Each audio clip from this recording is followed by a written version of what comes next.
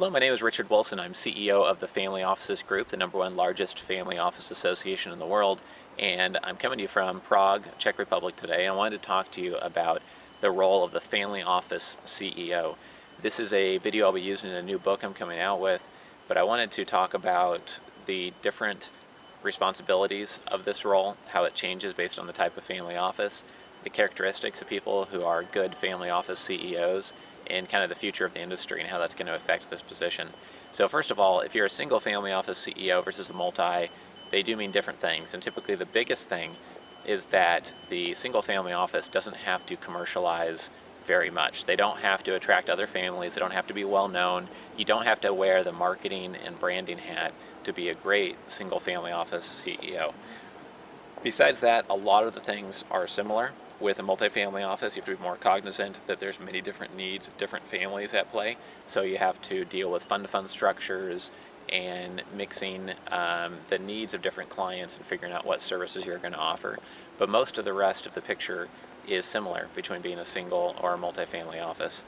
Now, the main thing I wanted to get across in this video is that being a CEO of a family office requires you to wear many different hats.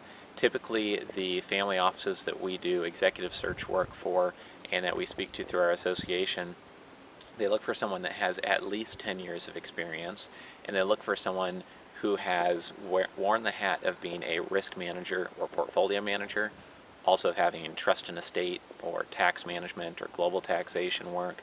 Hopefully they have some sort of background in law and compliance and regulatory matters, but that's lesser important than the first few areas I mentioned.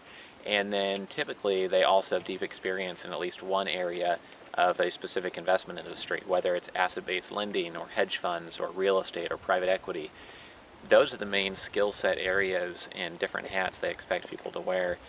But what I've also found is that it's just critical that the person has served as an executive at another family office or a wealth management firm, so that when they get in that position at the family office, that things go very well for them. So the trick is, how do you find somebody who is available and willing to work for your family office and work as a CEO that has all that experience and has worked in the industry? And it is very hard to find those people. Oftentimes you have to cherry pick a CIO and hire them as your CEO, because many of the CEOs are so embedded in their current family office role and they have so many incentives not to leave, it can be hard to take them away. That's not always the case, however. Every quarter I typically have at least one single family office CEO that manages $500 million to $1 billion or more come to me and say they're not happy, their single family office is not compensating them fairly, and they think they're not going to be able to find another job in this job environment, and they are looking. They can't say that very publicly because the word gets around real fast in a small family office community, but there are a lot of family office CEOs and CIOs looking as a percentage of the market. It's just a very fragmented market. For example, a lot of people who come to us for help in finding a family office CEO or trying to work to become one just constantly say that, like, a lot of family offices don't have websites, they don't have business cards, they don't go to many events, they might not even leave their city. They might be in the Twin Cities or Chicago or Miami, and they don't have much reason to travel elsewhere. They make people come to them.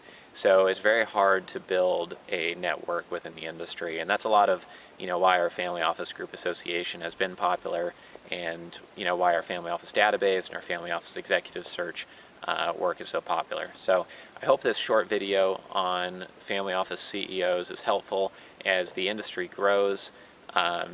This is going to improve because there'll be more family offices that are publicly known. More single family offices are wanting to be known by the public because they want the deal flow, they want the co-investment opportunities, they want the real estate opportunities to come to them as well.